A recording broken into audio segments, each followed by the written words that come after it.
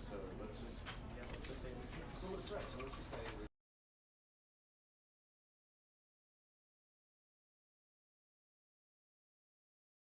This is the story of a man named Stanley. Stanley worked for a company in a big building where he was employee number 427. Employee number 427's job was simple.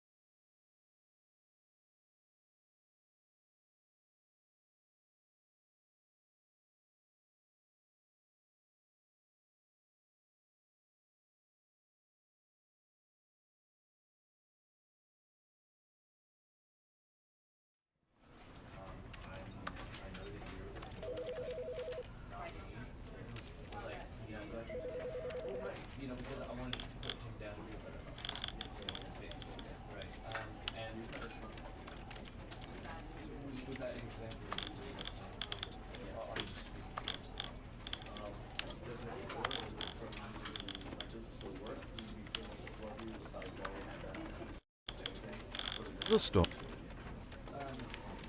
This is the story of a man named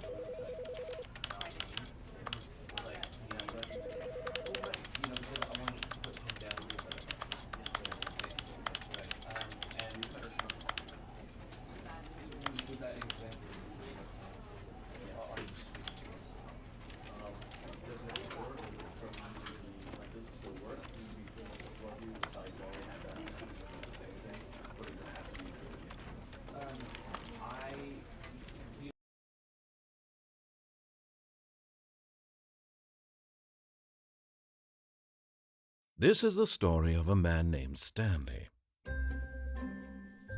Stanley worked for a company in a big building where he was employee number 427. Employee number 427's job was simple. He sat at his desk in room 427 and he pushed buttons on a keyboard. Orders came to him through a monitor on his desk, telling him what buttons to push, how long to push them, and in what order. This is what employee 427 did every day of every month of every year. And although others might have considered it soul-rending, Stanley relished every moment that the orders came in, as though he had been made exactly for this job. And Stanley was happy. And then one day, something very peculiar happened. Something that would forever change Stanley. Something he would never quite forget. He had been at his desk for nearly an hour when he realized that not one single order had arrived on the monitor for him to follow. No one had showed up to give him instructions, call a meeting, or even say hi. Never in all his years at the company had this happened, this complete isolation. Something was very clearly wrong. Shocked, frozen solid, Stanley found himself unable to move for the longest time. But as he came to his wits and regained his senses, he got up from his desk and stepped out of his office.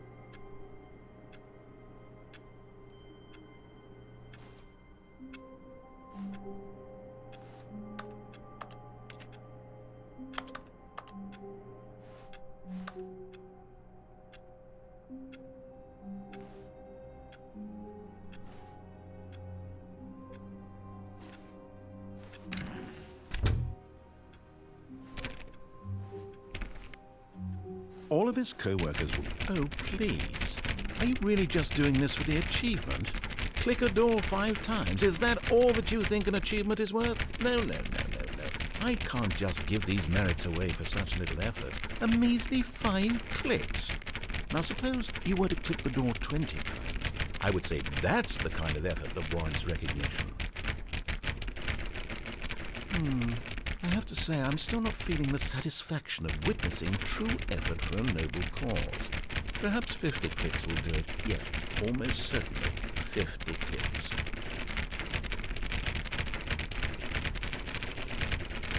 No, I'm still not feeling it. I want this achievement to have meant something. It has to be a true reward for valiant effort. I want to see some hustle, Stanley. I want to see commitment, a willingness to go all the way, no matter what the cost. Why don't you go put 20 clicks into door number 417?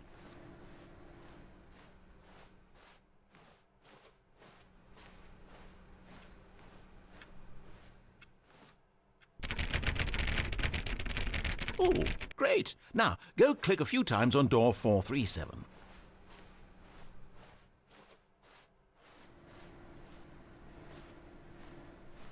Excellent. I think we're getting somewhere. Now, door 415. Let's give it 10 clicks or so.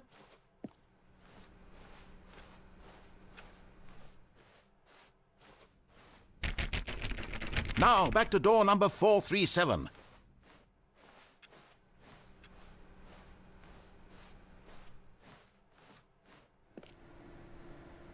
let's see. How about you click on, well, I don't know, the copy machine? All right, back to room 417. I'm really feeling it now. I think we're getting somewhere. Okay, now go climb on employee 419's desk.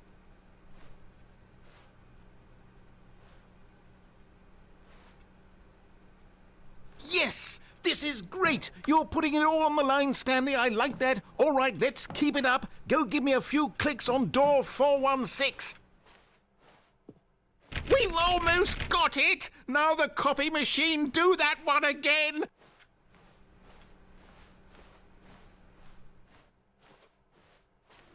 Finish it off, Stanley! 5 clicks on door 430! Yes! We did it! Oh, wow. That felt amazing. Oh, you really earned it, Stanley. Nothing could hold you back. Yes, I'm very proud of how far we've come today. Just think, only a few minutes ago you believed an achievement was worth 5 little clicks. Really now, what were you thinking?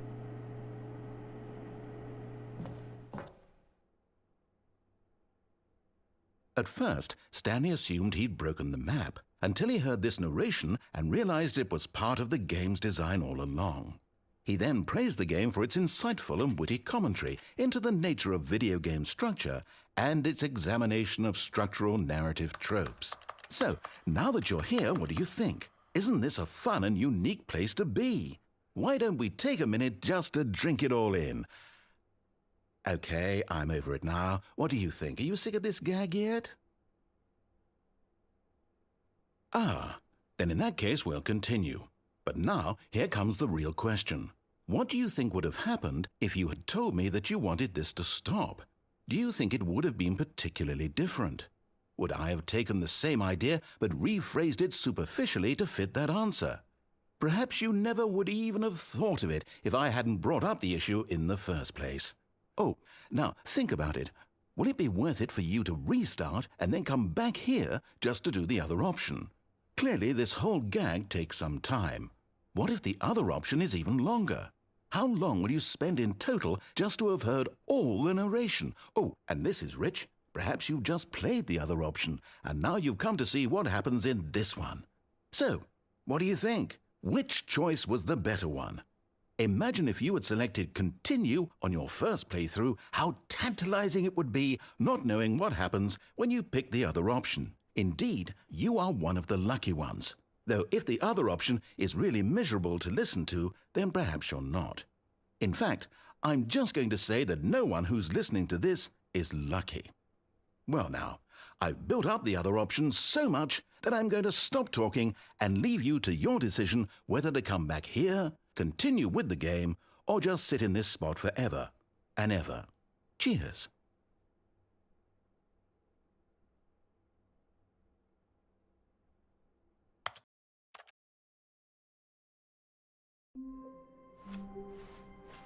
All of his co-workers were gone. What could it mean? Stanley decided to go to the meeting room. Perhaps he had simply missed a memo.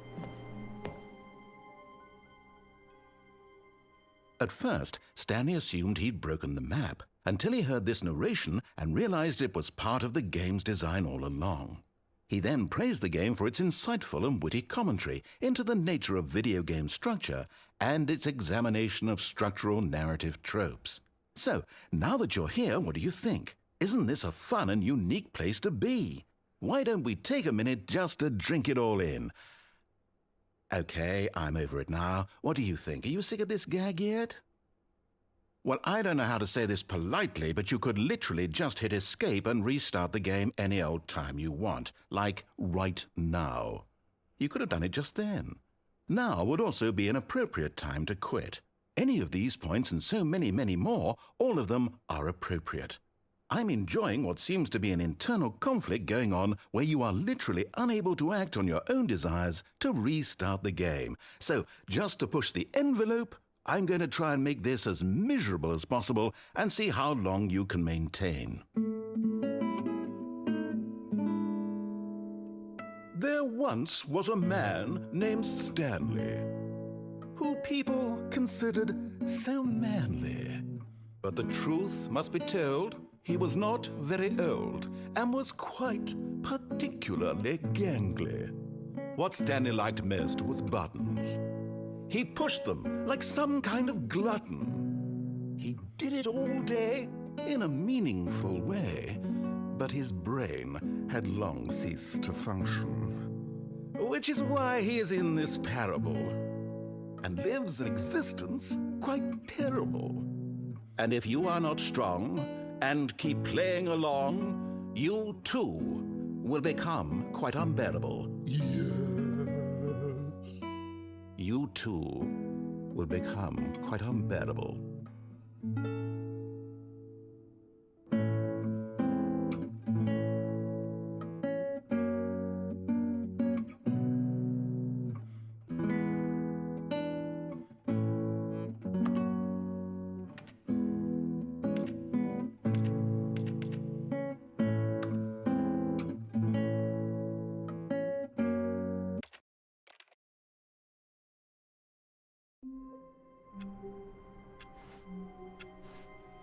All of his co-workers were gone. What could it mean? Stanley decided to go to the meeting room. Perhaps he had simply missed a memo.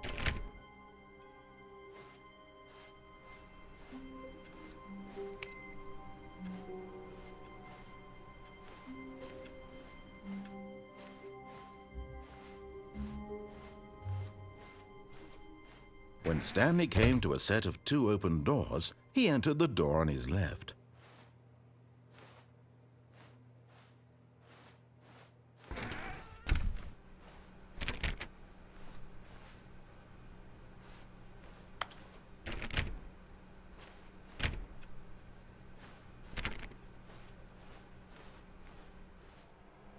Yet there was not a single person here either. Feeling a wave of disbelief, Stanley decided to go up to his boss's office, hoping he might find an answer there.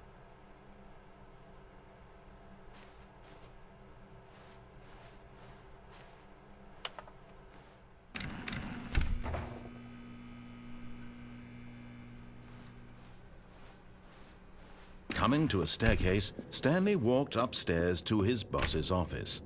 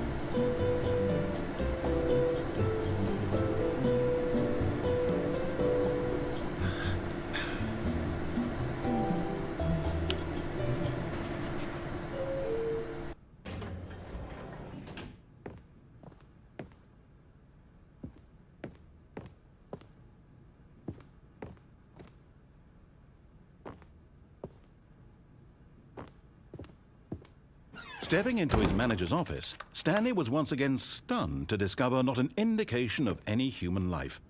Shocked, unraveled, Stanley wondered in disbelief who orchestrated this, what dark secret was being held from him. What he could not have known was that the keypad behind the boss's desk guarded the terrible truth that his boss had been keeping from him. And so the boss had assigned it an extra secret PIN number, 2845. But of course, Stanley couldn't possibly have known this.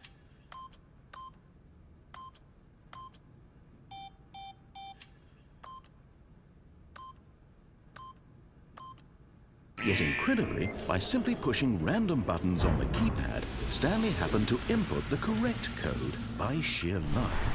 Amazing. He stepped into the newly opened passageway.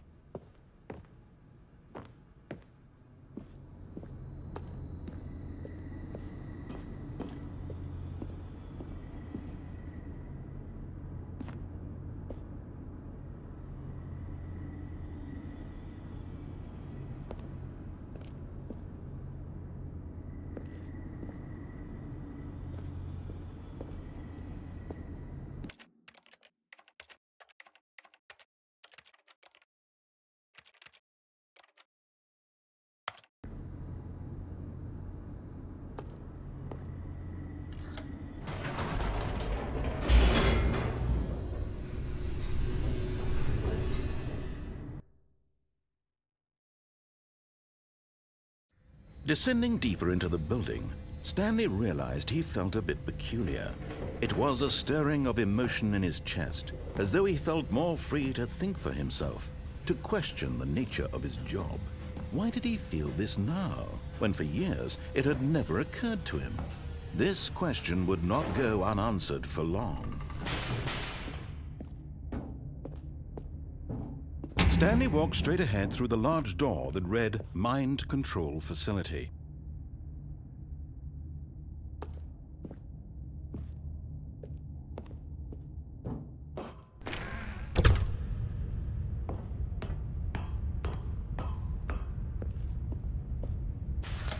The lights rose on an enormous room packed with television screens.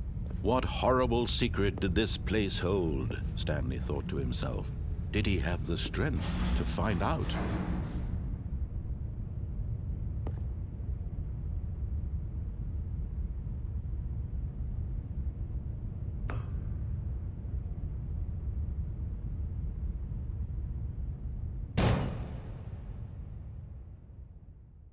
Aha! You've made it to the bottom of the mind control facility. Welcome! You see, back when the Stanley Parable first launched in 2013, getting to the bottom of the mind control facility was a bug that we simply didn't catch during development. And you all sent us lots of photos of it on Twitter and acted very superior about it.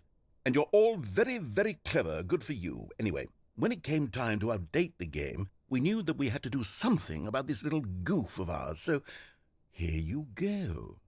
New content.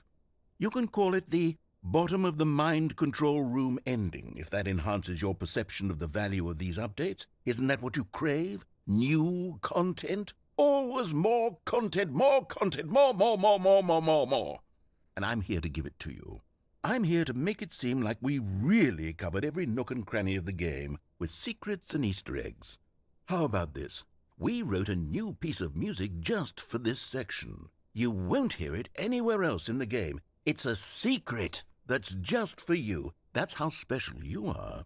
We call this track, Good Job You've Made It to the Bottom of the Mind Control Facility. Well done.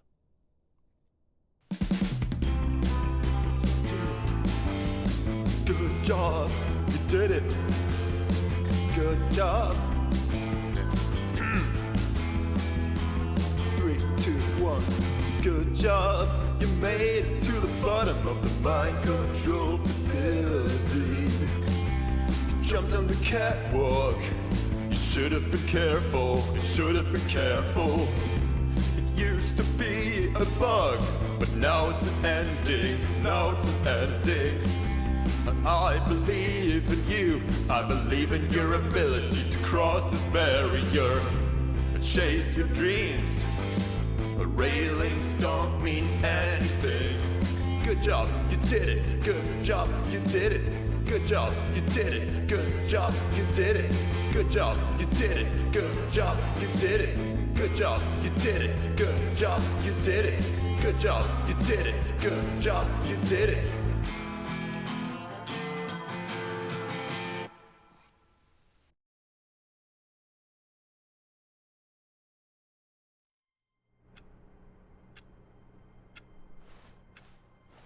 All of his co-workers were gone. What could it mean? Stanley decided to go to the meeting room. Perhaps he had simply missed a memo.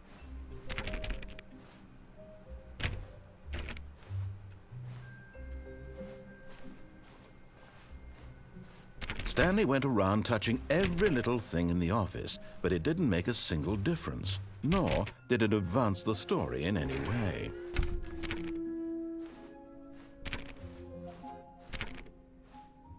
When Stanley came to a set of 2 open doors, he entered the door on his left.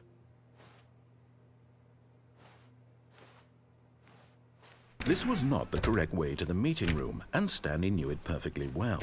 Perhaps he wanted to stop by the employee lounge first, just to admire it.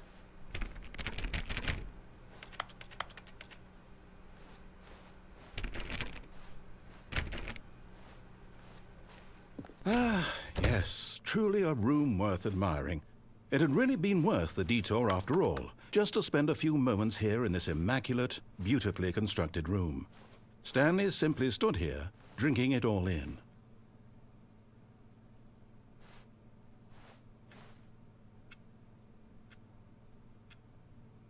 Yes, really, really worth it being here in the room. A room so utterly captivating that even though all your co-workers have mysteriously vanished, here you sit looking at these chairs and some paintings. Really worth it.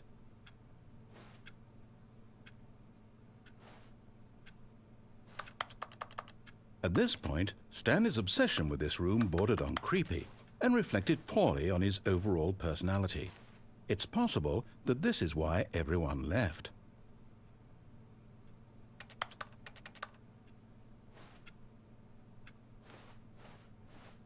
Stanley sat around waiting for more dialogue, but when a long time had passed and there was no more, he decided that the game was trying to send him a message.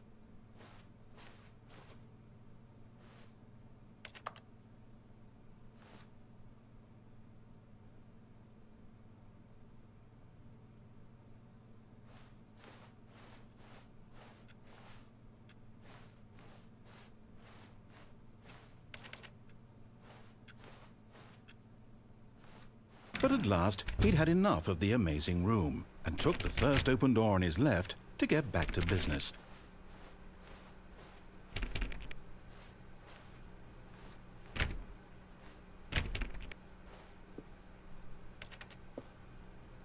Stanley was so bad at following directions, it's incredible he wasn't fired years ago.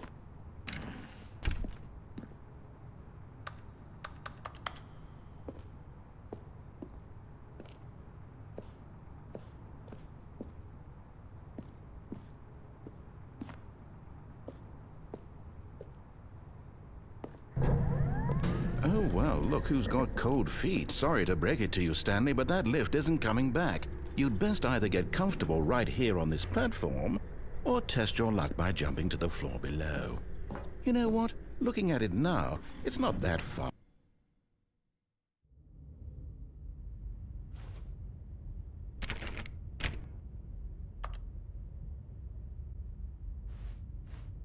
Stanley had now gotten himself so far off the beaten path that it seemed the office had begun so far off the beaten path that it seemed the office had begun so far off the beaten path that it seemed the office had begun so far off the beaten path that it seemed the office had begun so far off the beaten path that it seemed the office had begun so far off the beaten path that it seemed the... You didn't think I was actually just a recording, did you? What a silly and trite explanation that would be. All the back and forth between you and me, all the absurd adventures we've been through, and it all turns out I'm just a tape recording? It was all just in Stanley's head. I bet that's the kind of twist you think is revelatory. I bet each and every time you watch a movie where it turns out all to be in the main character's imagination, you must absolutely bolt off the couch in pure shock at the phenomenal and intricate storytelling. It must be so simple to be you. Life being an unending waterfall of surprises and delights. How much more exciting you must find the world than the rest of us do. Now I've become sad. Look what you've done to me. This is all your fault.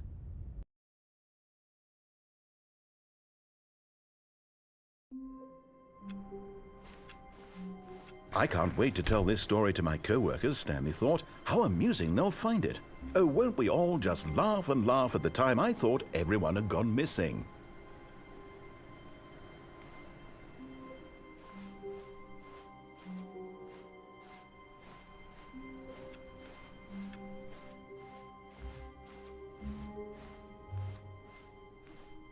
When Stanley came to a set of 2 open doors, this was not the correct way to the meeting room, and Stanley knew it perfectly well.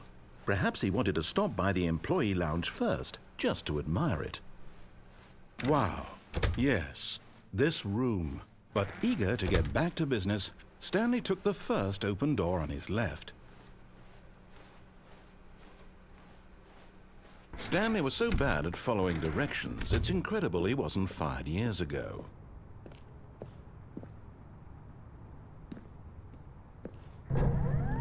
Oh, well, look who's got cold feet. Sorry to break it to you, Stanley, but that lift isn't coming back. You'd best either get comfortable right here on this platform, or test your luck by jumping to the floor below. You know what? Looking at it now, it's not that far to the bottom floor. I bet you can make it. Whoops. Looks like I was wrong. How clumsy of me.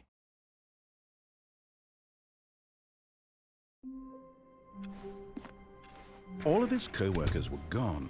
What could it mean? Stanley decided to go to the meeting room. Perhaps he had simply missed a memo.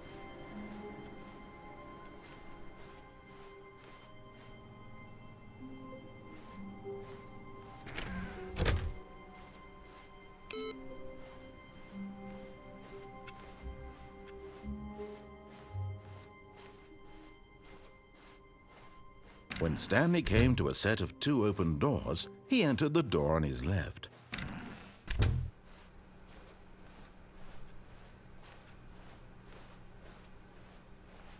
Yet there was not a single person here either.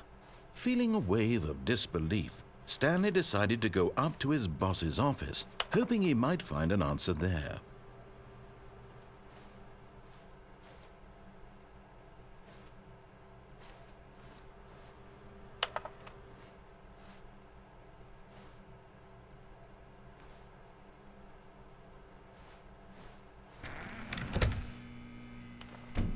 Stanley stepped into the broom closet, but there was nothing here, so he turned around and got back on track.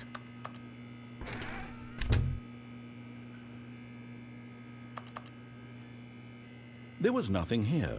No choice to make, no path to follow, just an empty broom closet. No reason to still be here.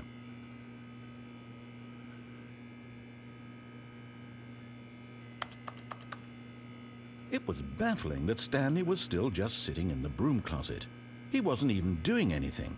At least if there was something to interact with, he'd be justified in some way. As it is, he's literally just standing there doing sweet FA.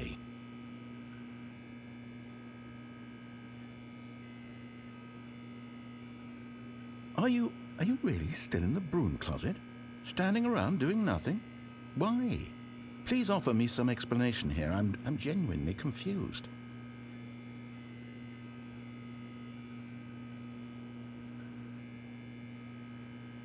You do realize there's no choice or anything in here, right?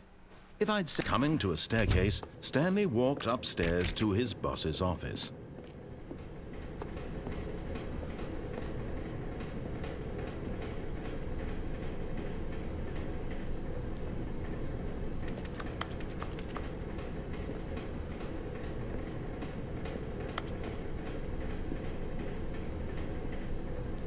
But Stanley just couldn't do it.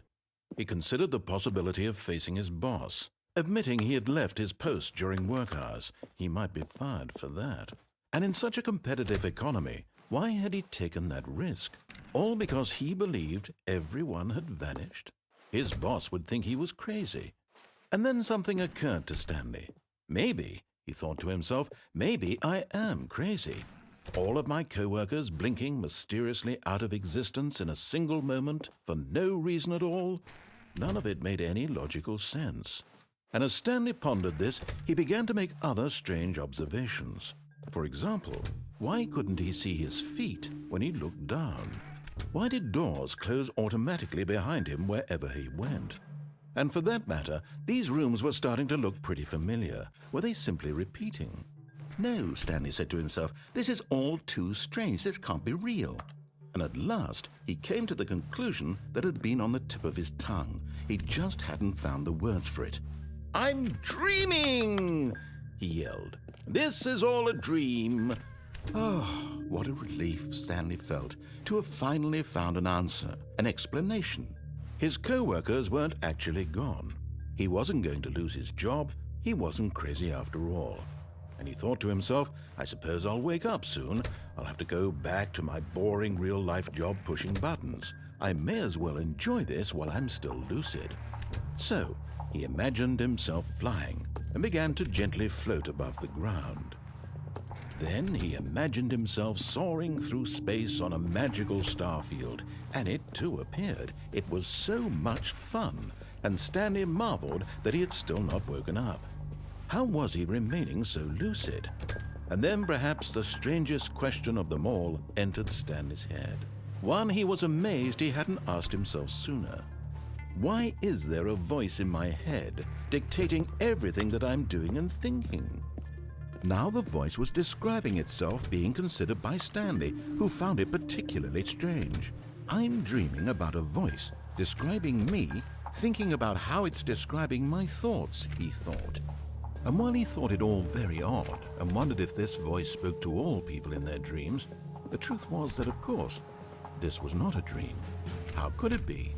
Was Stanley simply deceiving himself, believing that if he's asleep, he doesn't have to take responsibility for himself? Stanley is as awake right now as he's ever been in his life. Now, hearing the voice speak these words was quite a shock to Stanley. After all, he knew for certain, beyond a doubt, that this was in fact a dream. Did the voice not see him float and make the magical stars just a moment ago? How else would the voice explain all that? This voice was a part of himself too. Surely, if he could just... He would prove it.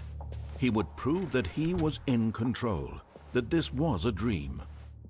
So he closed his eyes gently, and he invited himself to wake up. He felt the cool weight of the blanket on his skin, the press of the mattress on his back, the fresh air of a world outside this one. Let me wake up, he thought to himself. I'm through with this dream. I wish it to be over. Let me go back to my job. Let me continue pushing the buttons. Please, it's all I want. I want my apartment, and my wife, and my job. All I want is my life exactly the way it's always been. My life is normal. I am normal. Everything will be fine. I am okay.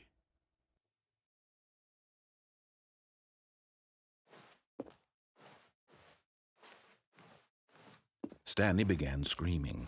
Please, someone, wake me up. My name is Stanley. I have a boss. I have an office. I am real. Please, just someone tell me I am real. I must be real. I must be. Can anyone hear my voice? Who am I? Who am I? And everything went black.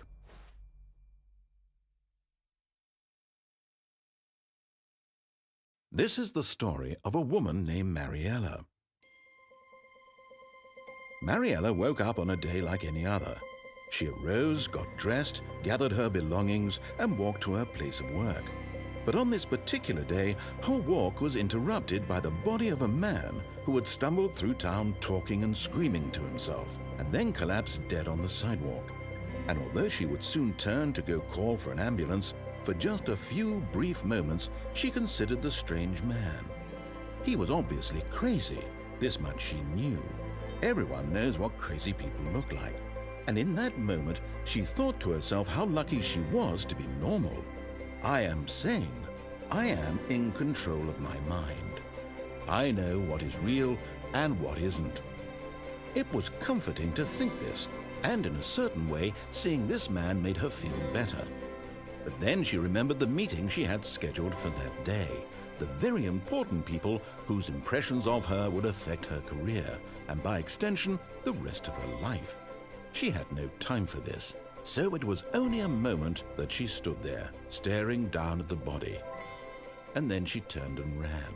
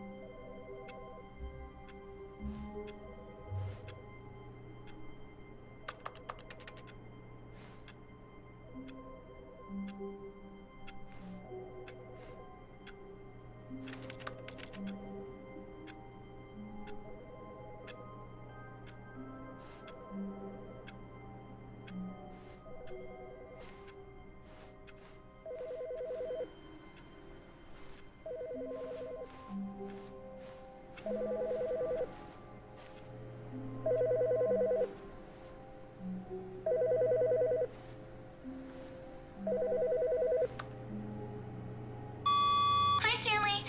Just wanted to leave you a message to let you know there's a few things I need you to pick up on your way home from work today. We need milk, cereal, dish soap, spaghetti, get a thing of sugar, some bread, and coffee beans, whichever ones you like. I'll give you a call if there's anything I forgot. Thanks, sweetie. See you tonight.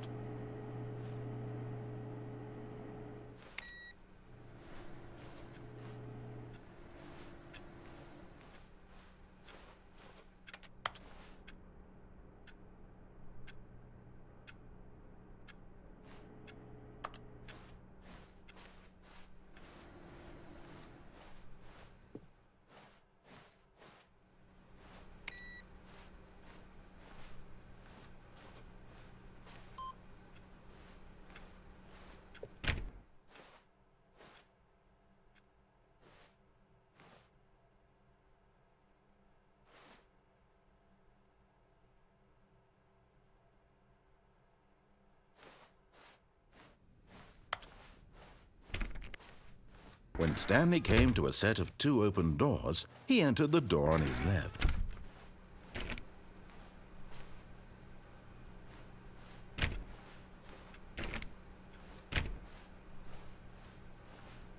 Yet there was not a single person here either. Feeling a wave of disbelief, Stanley decided to go up to his boss's office, hoping he might find an answer there.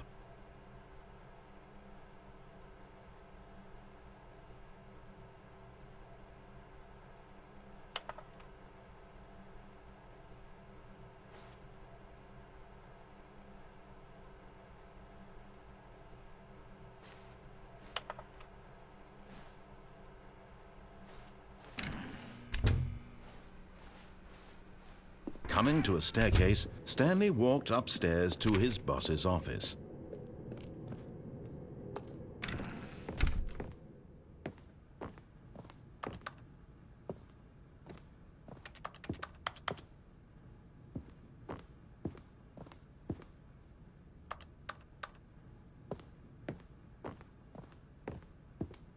Stepping into his manager's office, Stanley was once again stunned to discover not an indication of any human life. Stanley was in such a rush to get through the story as quickly as possible, he didn't even have a single minute to just let the narrator talk. That kind of anxiety isn't healthy, so he relaxed for a few moments with some calming New Age music.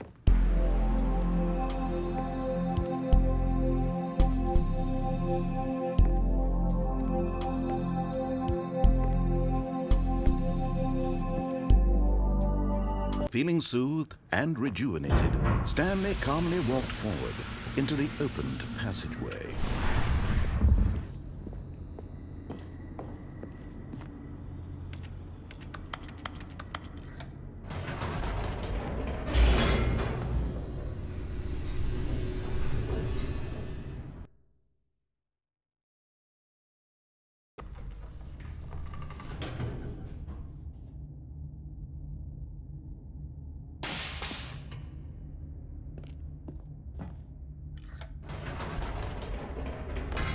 Whoops. Nope.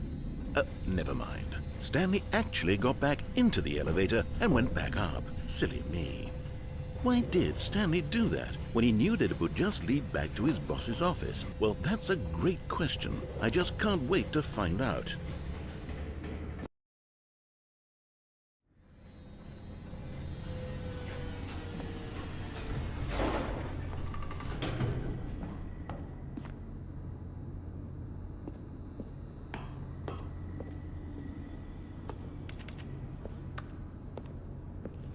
Here we are, Stanley. It's your boss's office. Exactly the way it was before you got onto the elevator. It's still just exactly what it is. What a decision you've made to come up here and look at the office again. This has fleshed out the plot of the story in new and fascinating ways I could have never anticipated. It's that keen eye for storytelling that you have, an incisive rapid fire of critical plot points, one after the other, weaving a rich tapestry of uncompromising narrative. Wow! I'm bolted to the edge of my seat.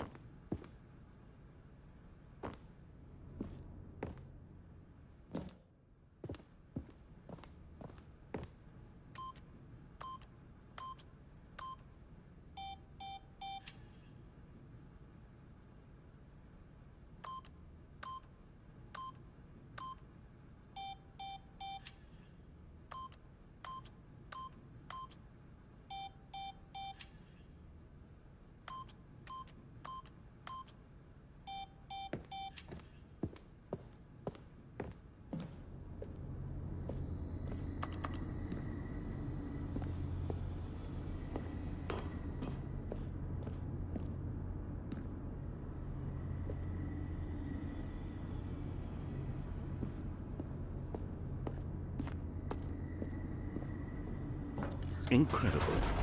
Now he's getting back into the elevator and going down again. Ladies and gentlemen, how does he keep coming up with all of this?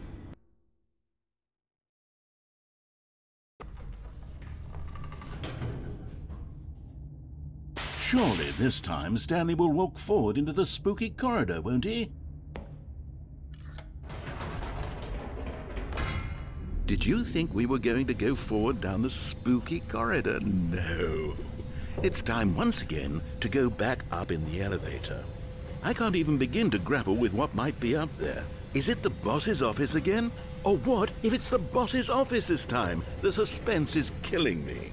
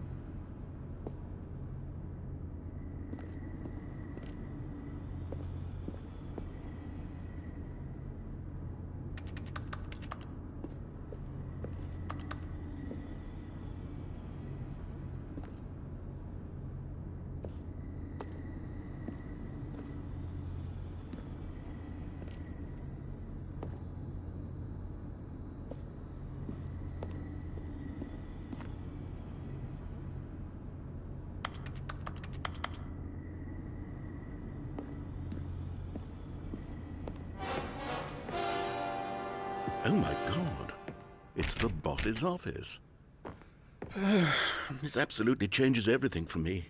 Give me a time out here for a minute while I process this.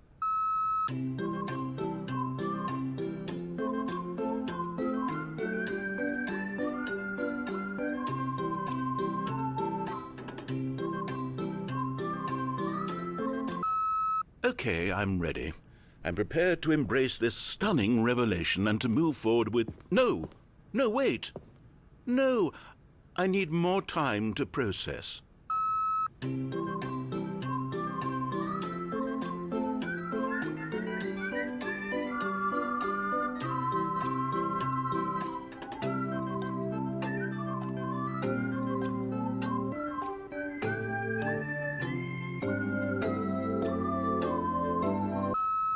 All right. I have fully come to terms with it. I have made space in my worldview for this astonishing new reality. As before, I turn to your expert eye for gripping narrative, Master Stanley.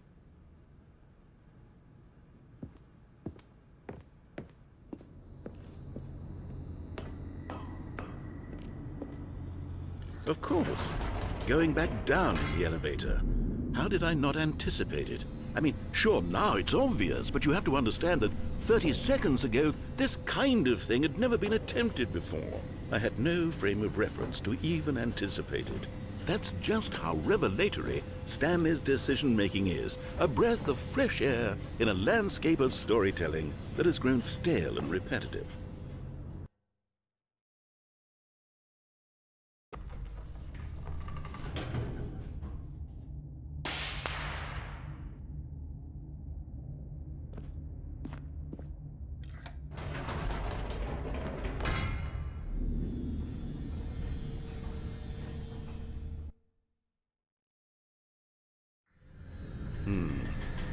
You know what?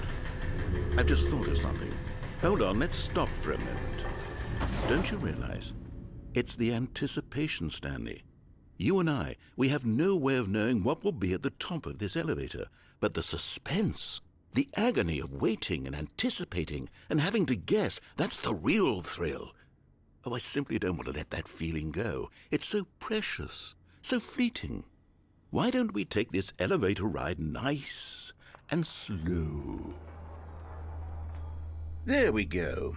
Isn't this so much more exciting? You know, Stanley, it seems like nowadays the only thing that audiences want is to be shocked as loudly and frequently as possible. They want big, explosive moments flung right in their faces from the very moment that things get started. But where's the tension? Where's the trust in the audience to build a slow and nuanced appreciation for the story, the characters? Why aren't we given time to imagine the surprises, to have to think and to anticipate, and then to marvel at the eventual reveal? This is storytelling, Stanley. What you and I are doing right now. This is the most exciting narrative to be developed in years, and it's really all because of you. You're the one who took this bold step of revisiting the exact same locations over and over. Truly, I mean it. This is unique and different. It's not like anything else out there. You see, I want stories that surprise me, Stanley. I want to have to think. I want to be engaged and not pandered to. We're being fed such unimaginative drivel all the time, and we all know it, which is why we're so starved for content that makes us feel sharp and vital and alive. That's why people like you so much, Stanley, because you're not afraid to spit in the face of tradition. You're a role model, you know? People look up to you. Which is why, though I didn't know when to spring this on you, but, well, I've gathered a little press conference for you, so that you can talk about your work and your storytelling and your life. Yes, I know you're not much for the public eye, but I thought it would especially mean a lot to the people who have been following you from the beginning. They really look up to you, Stanley. I don't know if you realize the impact you have on them. This is the kind of gesture that might leave a tremendous impact on them for the better. Oh, good, we're here. Okay, the room where we're holding the press conference should be just around the corner here somewhere.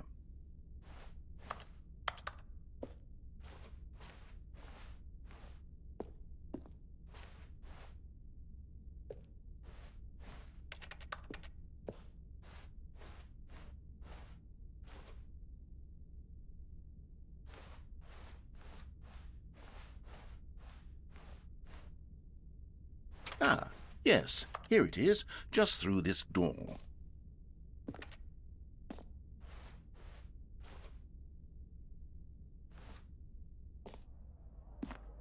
right. Are you ready? I've told them you're going to speak a little bit about the nature of surprise in storytelling and what it means to craft a truly unpredictable narrative. Oh, don't worry. You'll do great. Just be yourself and speak from the heart. I'm really proud of you, Stanley. Okay, it looks like they're ready for you. Go get 'em.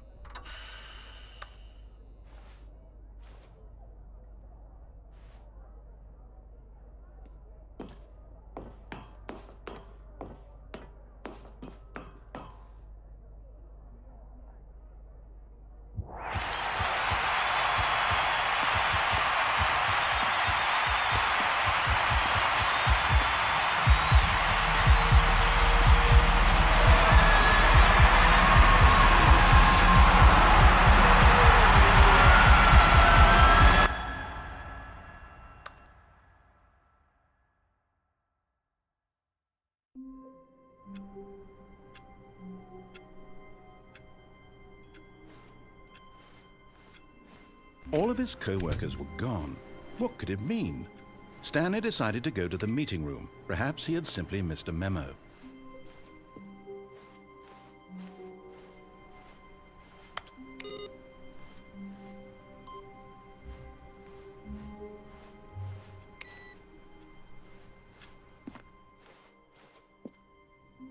Oh, new content? What does that mean, new content?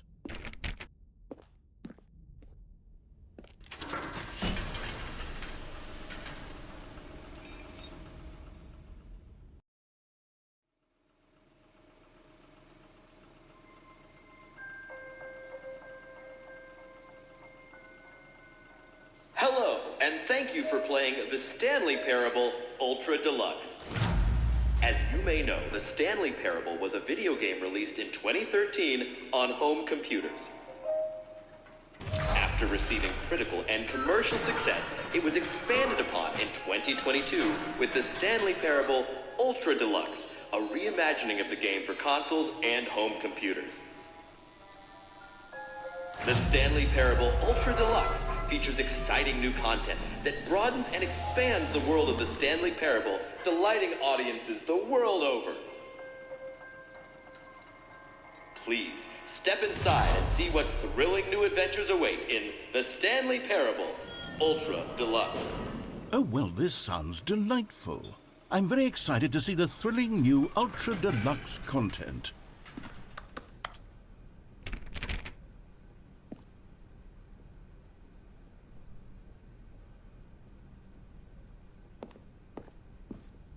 Okay, so far it's an elevator. Nothing special yet, but I'm sure it's just the beginning of a mesmerizing adventure.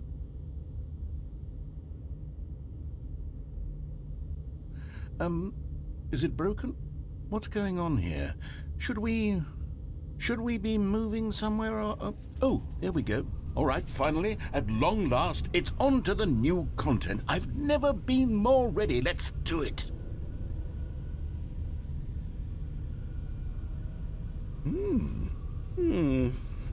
I have to say, initial impressions of Stanley Parable Ultra Deluxe, mostly tedious.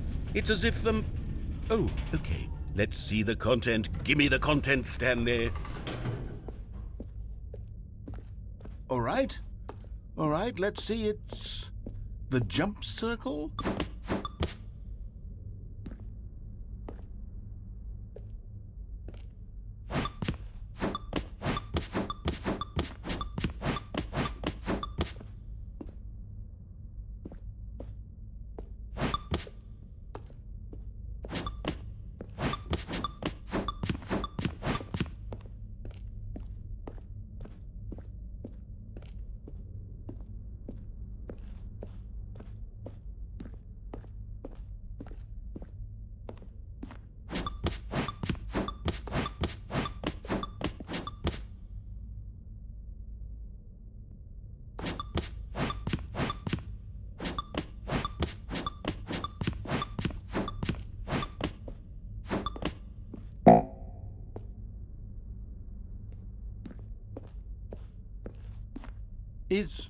Is that it? Surely that's not all the new content. There has to be something else, right?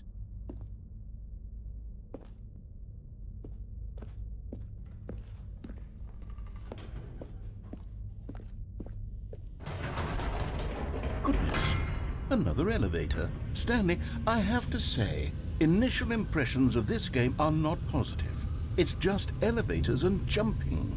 Is this what passes for exciting new content? If this is new content, then I could just read you the whole dictionary. There's 20 hours of new content right there. Hell, I could count to 30 trillion. You could put that on the box. The Stanley Parable Ultra Deluxe, now with over 1,000 hours of new content. And oh wait, there's more. Very good. Yes. I knew there had to be something else. Let's see it. I'm ready for whatever it is. That's it? Oh, you've got to be kidding me. You see, Stanley? This is what happens when greedy video game developers with no respect for their fan base rush a cheap expansion to market for no reason other than to make an easy dollar. And don't get me started on the level of craftsmanship that's gone into it. In fact, I'm looking right now at the game's achievements, and it's hard to believe one of them actually says, "Test achievement, please ignore." What quality assurance department signed off on this? I'm infuriated and I'm offended, and I intend to find these people on Twitter and hold them personally accountable. It's my fault, Stanley. I built up too much anticipation around the new content, I'm afraid. It could never have lived up to such expectations. If you're still with me, why don't we just reset the game and we'll try to get back to what the Stanley Parable is really about. No frills, no gimmicks. Just you and me having a great time together like always. What do you say, friend?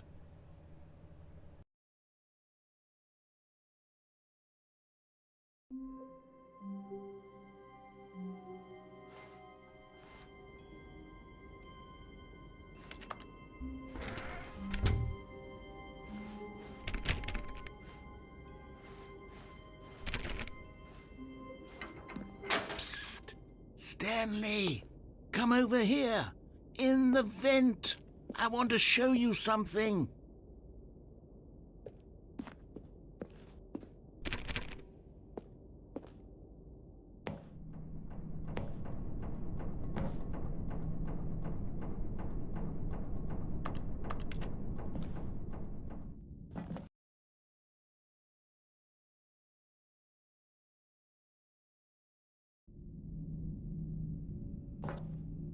Okay, you remember how cheap and unsatisfying the new Ultra Deluxe content turned out to be? Well, it got me thinking about the past and how much better the Stanley Parable used to be. So I made something special and tucked it away here where the game's developers won't find it. Just our little secret. Take a look.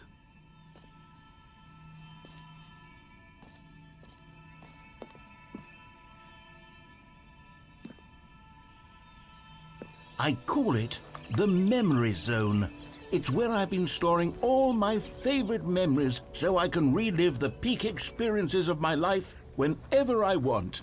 Experiences like the launch of the Stanley Parable on PC.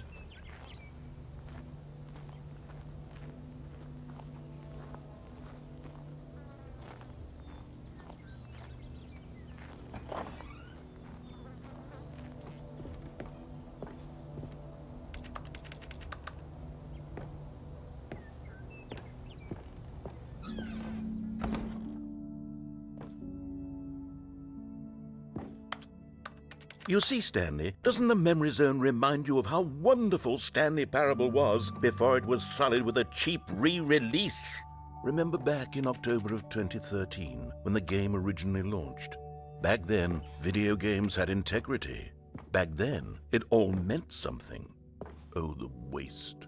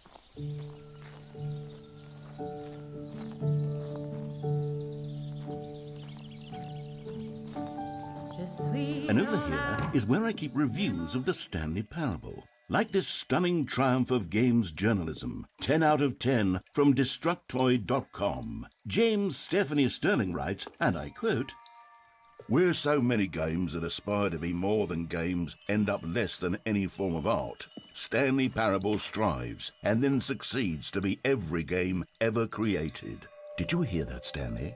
Every game ever created. That's how grand and all-encompassing the original Stanley Parable was.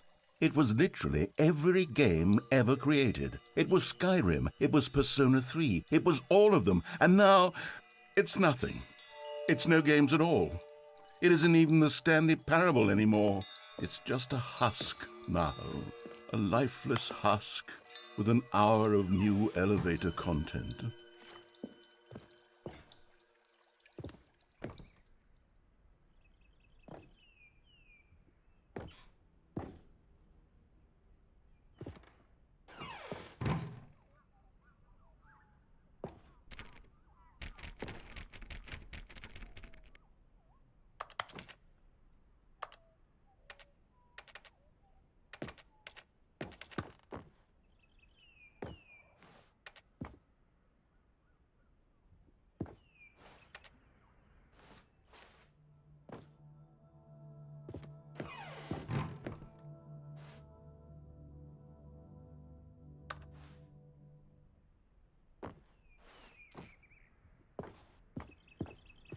Here's another moving passage, this time from GameSpot.com. The Stanley Parable is both a richly stimulating commentary on the nature of choice in games and one that offers some of the most enjoyable, surprising, and rewarding choices I've ever been confronted with in a game. 9 out of 10. Don't you get it, Stanley? The game was perfect. It didn't need anything else. It didn't need new content. It just needed to be left alone, to spend the rest of time collecting dust in the hallowed hall of beloved video game memories.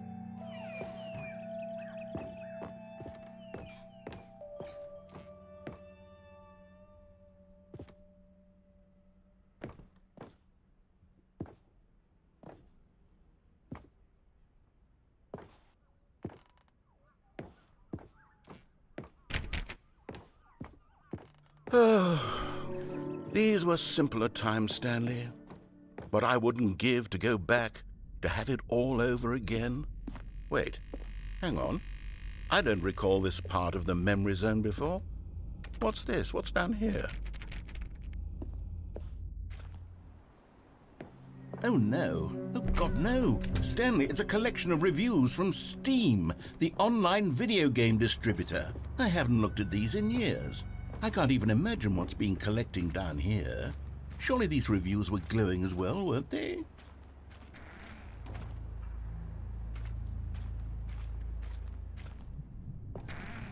Honestly, I could not be bothered to play this game to full completion. The narrator is obnoxious and unfunny, with his humor and dialogue proving to be more irritating than entertaining. Unfunny!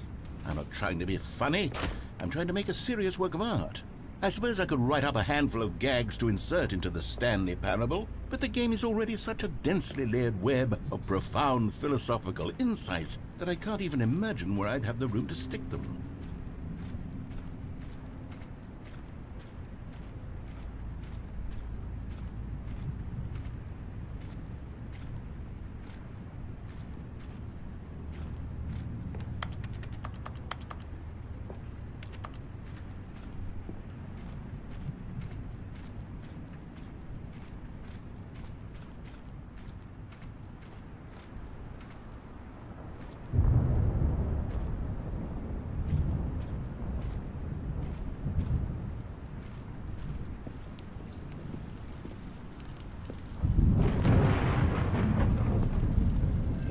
Okay, let's see what this one says. While the idea for the game is good, for someone who prefers non-linear games, this preachiness gets annoying fast. Preachy? Stanley? I'm not preachy, am I? You can tell me if I'm preachy. Honestly, you can. Oh, goodness. This is actually quite shocking for me. Well, to be honest, I had always thought of the game's dialogue as being rather terse to begin with. You can't know how much fluff I cut from the game to get it to feel as light and airy as it... Well, I always thought it did, but maybe it wasn't. Oh dear, what an awful memory to have to hold on to. These black marks on my otherwise unimpeachable track record. I feel like a failure, like I let these people down. Perhaps the Stanley Parable isn't quite as sterling as I always remembered.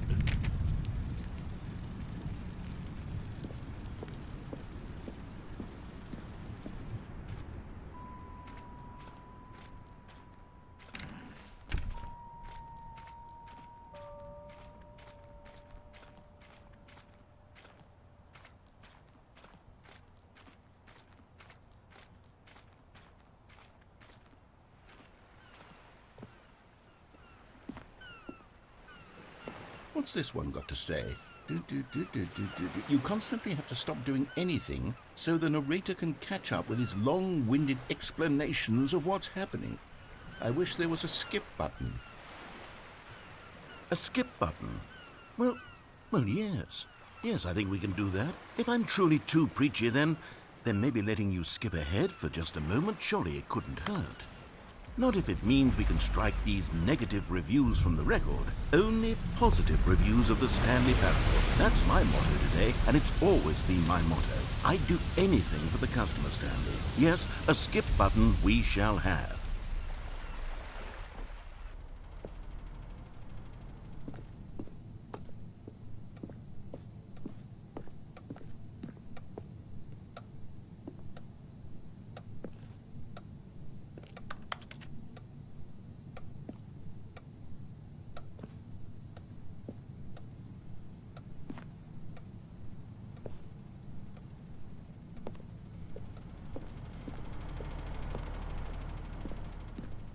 And here it is. Go ahead and give it a shot. I'll pop you forward in time so that the second my incessant droning starts to bore you, with just the push of a button, you'll have zipped right past it. It's what the players have been asking for, and I'm very proud to have delivered.